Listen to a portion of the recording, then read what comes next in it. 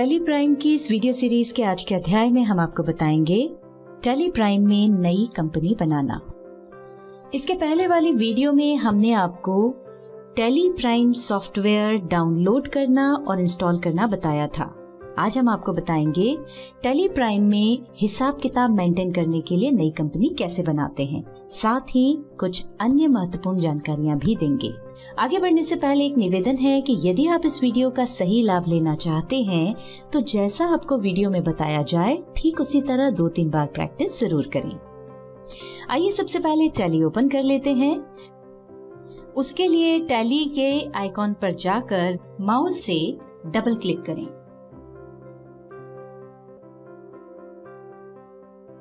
और यदि आइकॉन दिखाई नहीं पड़ रहा है तो स्टार्ट बटन पर जाकर क्लिक करें और यहाँ टाइप करें टैली प्राइम।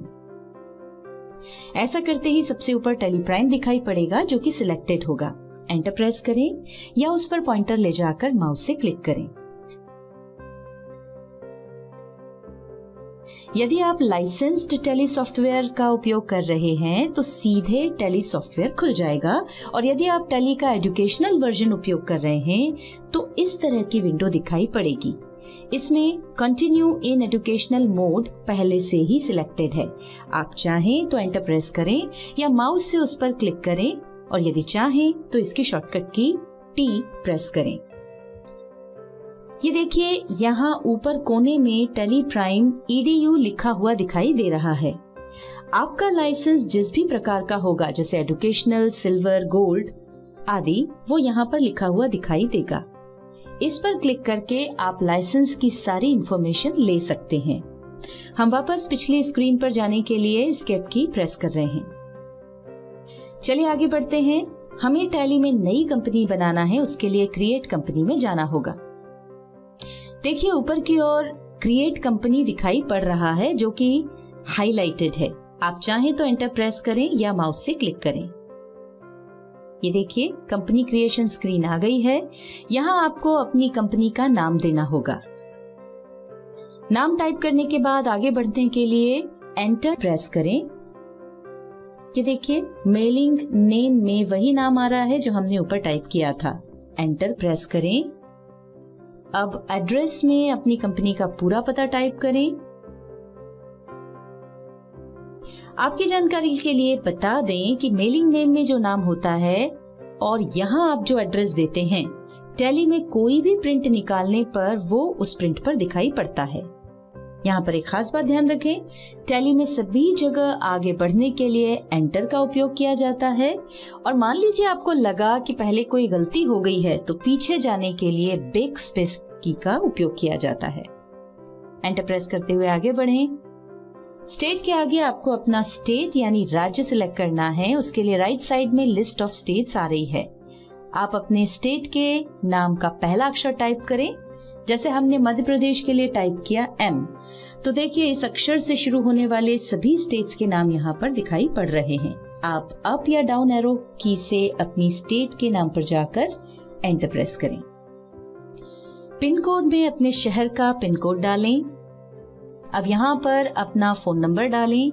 मान लीजिए आपके पास फोन नंबर नहीं है तो इसे ब्लैंक छोड़ने यानी स्किप करने के लिए एंटर प्रेस करें। इसी तरह मांगी गई सभी जानकारी भरते हुए आगे बढ़ें। फाइनेंशियल ईयर बिगिंस फ्रॉम के सामने अभी जो फाइनेंशियल ईयर चल रहा होगा, टैली खुद ही उसके आरंभ होने की तारीख यहाँ दे देगा। यदि आप किसी और फाइनेंशियल ईयर में काम करना चाहते हैं तो उसके आरंभ होने की तारीख आप अपनी आवश्यकता के अनुसार यहाँ पर दे सकते हैं।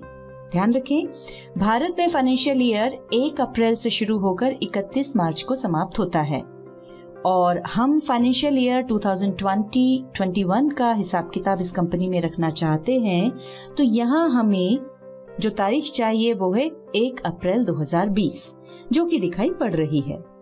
एंटर प्रेस करके आगे बढ़ेंगे। इसके बाद आप देख रहे हैं बुक्स बिगिनिंग फ्रॉम। इसमें वही तारीख आ रही है जो हमने ऊपर डाली थी।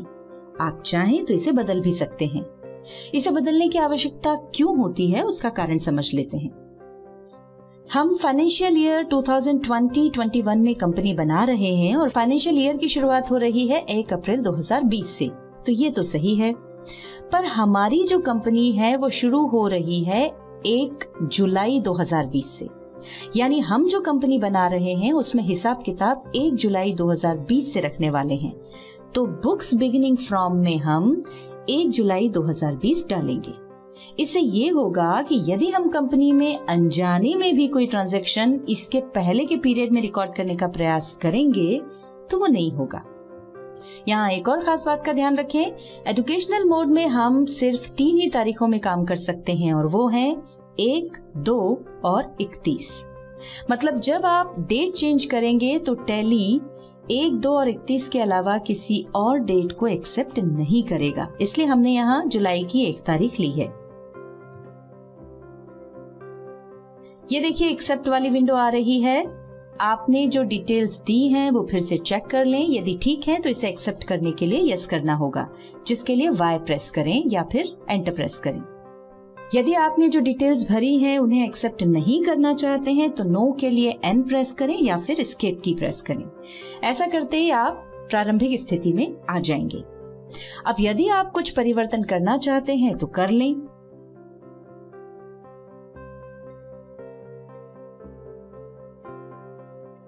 अब हमें आगे कोई करेक्शन नहीं करना है तो हम इस स्क्रीन को एक्सेप्ट करने के लिए कंट्रोल और A की को एक साथ प्रेस कर रहे हैं।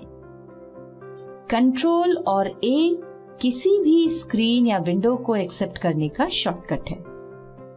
देखिए यहाँ एक मैसेज आ रहा है, कंपनी क्रिएटेड सक्सेसफुली, और नीचे की ओर कुछ फीचर्स दिखाई पड़ रहे हैं। इन फीचर्स के बारे में हम आपको आगे समझाएंगे। अभी हम इस पॉपअप विंडो को एक्सेप्ट करने के लिए कंट्रोल और A कीज को प्रेस कर रहे हैं। देखिए यहाँ पर गेटवे ऑफ टैली की स्क्रीन आ रही है। इसमें सबसे ऊपर दिखाई देने वाले इस भाग को टॉप मेन्यू बार कहते हैं। इसमें हमें company, data, go to, import, export, email, print, help आदि से संबंधित ऑप्शंस मिलते हैं। इस टॉप मेन्यू बार की विशेषता ये है कि टैली में कोई भी काम करते समय ये हमेशा टॉप पर ही उपलब्ध रहता है, और यदि हम टैली में कोई काम कर रहे हैं तो उस काम को बंद किए बिना ही हम इन ऑप्शंस का उपयोग कर सकते हैं। चलिए आगे बढ़ते हैं।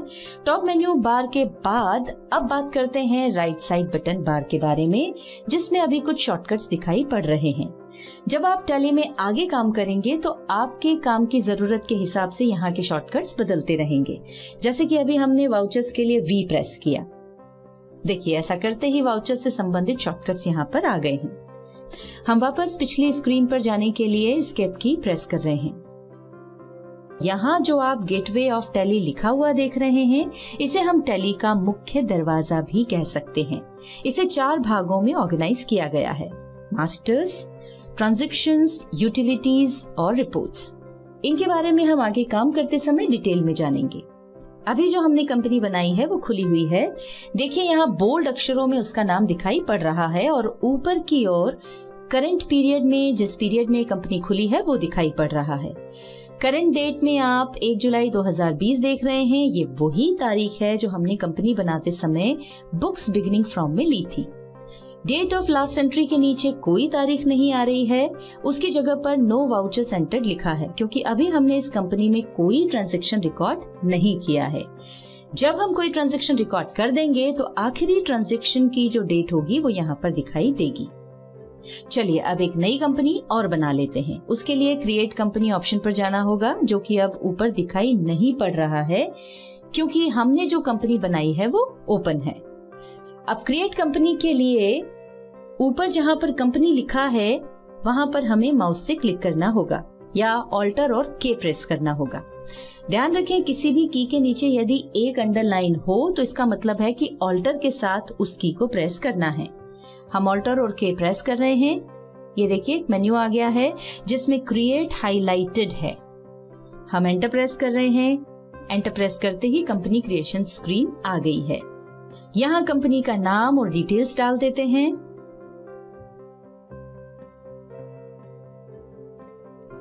फाइनेंशियल ईयर बिगिंस फ्रॉम में 1 अप्रैल 2020 बाय डिफॉल्ट आ रहा है और यही हमें चाहिए भी। हम एंटर प्रेस कर रहे हैं। देखिए बुक्स बिगिनिंग फ्रॉम में भी यही तारीख आ गई है। हम यही रहने देते हैं और एंटर प्रेस करते हुए आगे बढ़ रहे हैं और कंपनी को एक्सेप्ट कर लेते हैं। देखिए कंपनी क्रिएटेड सक्सेसफुली का मैसेज आ रहा है और नीचे की ओर पहले की तरह ही कुछ फीचर्स दिखाई पड़ रहे हैं। अभी हम इस पॉपअप विंडो को एक्सेप्ट करने के लिए कंट्रोल और ए की प्रेस कर रहे हैं। अभी हमने जो नई कंपनी बनाई, अब उसका नाम बोल्ड अक्षरों में दिखाई पड़ रहा है। ऊपर की ओर करंट पीरियड में जिस पीरियड में ये कंपनी खुली है वो दिखाई पड़ रहा है। करंट डेट में आप 1 अप्रैल 2020 लिखा हुआ देख रहे हैं। ये वही तारीख है जो हमने कंपनी बनाते समय बुक्स बिगिनिंग फ्रॉम में ली थी। चलिए अब डेमो कंपनी के नाम से एक कंपनी और बना लेते हैं।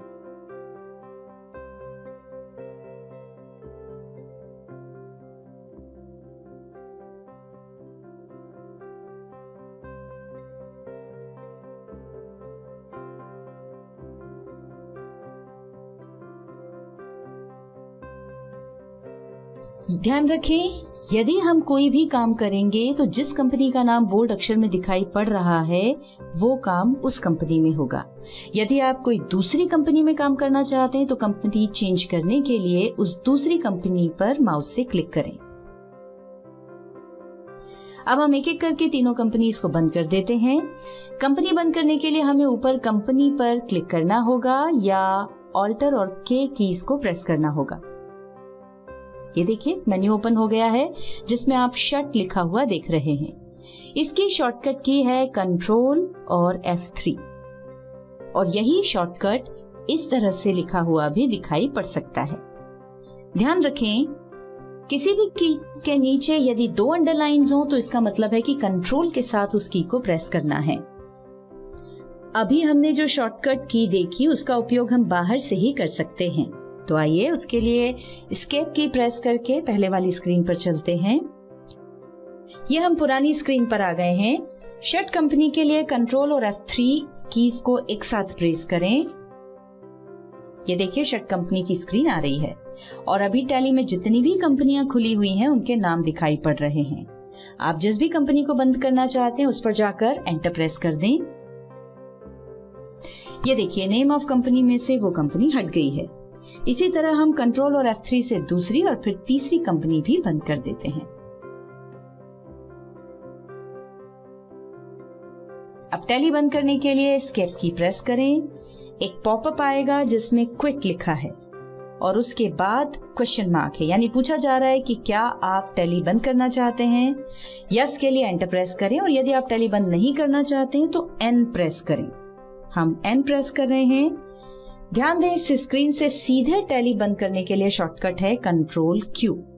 इन्हें एक साथ प्रेस करें। इस वीडियो में आपने जाना टैली स्टार्ट करना, नई कंपनी बनाना, कंपनी शट करना और टैली बंद करने के बारे में। अगली वीडियो में हम आपको बताएंगे select company, alter company, delete company इत्यादि ऑप्शंस के बारे में।